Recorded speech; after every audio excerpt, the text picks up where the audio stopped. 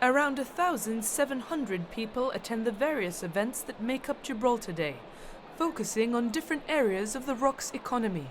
Most also come here to the Guildhall reception, an event that celebrates Gibraltar itself. From the inception of Gibraltar Day 16 years ago, the reception at the Guildhall has grown from a gathering of 350 to 1,000. Economic partners, members of the military and friends of Gibraltar. In his speech, the Chief Minister again highlighted the creation of the International Bank and the university, adding the literary festival had been hugely successful in attracting travel to the ROC. I am very happy to be able to inform you tonight, ladies and gentlemen, that Her Royal Highness the Princess Royal has accepted an invitation to become the patron of the Gibraltar Literary Festival in 2016, and we can all very much look forward to her visit to Gibraltar next year.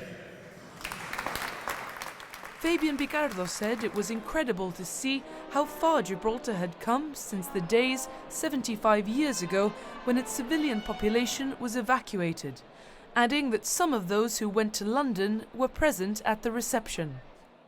This year, in keeping with other events, I want to dedicate this evening to you, to the evacuation generation. All that we are able to do, all the great achievements of today, all are built on the sacrifices of those useless mouths, as they were described in dispatches at the time. Minister for Europe David Lidington also highlighted the shared history between the UK and Gibraltar. Those ties were highlighted poignantly this year as we marked together the 75th anniversary of the evacuation of Gibraltar and also the 70th anniversary of the end of the Second World War.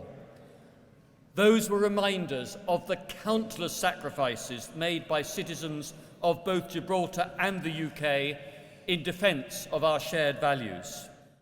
Gibraltar and the UK's links with the European Union were at the forefront of the issues on everyone's mind, with Fabian Picardo saying he and Mr. Lidington were equally committed to the Prime Minister's agenda of reform. I too see the United Kingdom and Gibraltar's future as both being part of a reformed European Union. That, I believe, would be in Gibraltar's interests, the United Kingdom's interests, and the interests of Europe as a whole.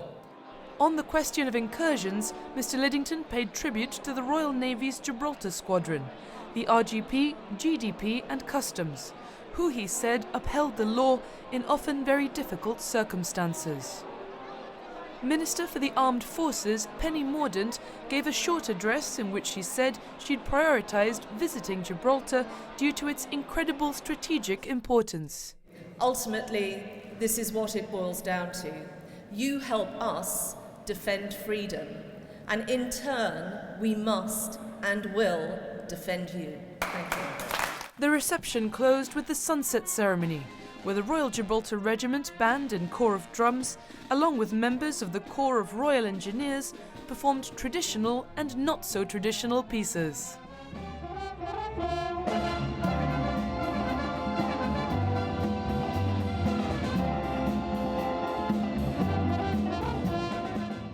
On the 75th anniversary of the evacuation and the 70th anniversary of the end of the Second World War, the Minister for Europe highlighted the shared history between the UK and Gibraltar and the bonds of justice, democracy, tradition and also innovation. Cristina Cortés, GBC News, London.